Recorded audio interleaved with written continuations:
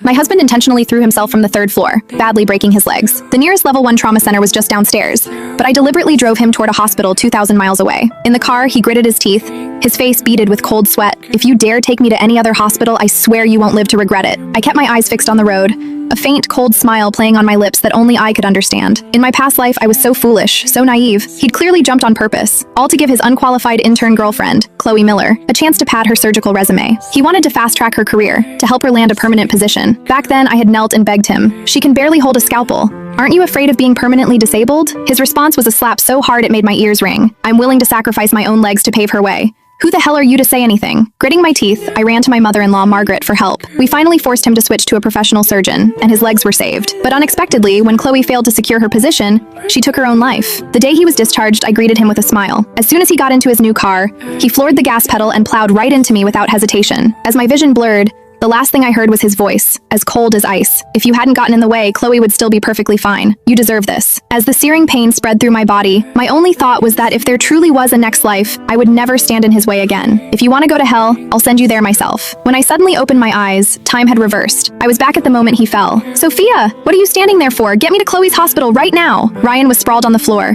his legs bent at a grotesque angle, but the viciousness in his eyes was even more intense than in our past life. My heart began to pound uncontrollably. I couldn't believe it. This time, just like me, he had brought his memories back with him. "If you dare take me to the hospital downstairs again and ruin Chloe's chance, I swear I'll make your life a living hell this time." Every word dripped with venom. Once, he had been the hero who rushed into a fire to save me. I had used my entire inheritance from my parents to support his business, staying up all night with him to work on proposals and personally caring for his ailing mother. I had given him everything I had, but he trampled all over me for his precious Chloe, not even granting me the right to live. And in this life, he still wants to pave the way for her? Still wants her to be the one to operate? Fine, have it your way. I'd like to see what you'll do after a bumpy 2,000-mile ride leaves your legs beyond repair. "Sophia, didn't you hear me? We have to go to Chloe's hospital." Ryan's features were contorted in pain, but his threatening gaze remained locked on my face. Just then, my mother-in-law Margaret rushed out. Seeing the state her son was in, her face went deathly pale. "Are you insane? That hospital is 2,000 miles away. By the time we get there, his legs will be ruined. Sophia, get him to the ER downstairs now." I lowered my eyes, hiding the coldness within, and put on a troubled expression. "But he insists on going there. Don't listen to his nonsense. Chloe is just a junior intern.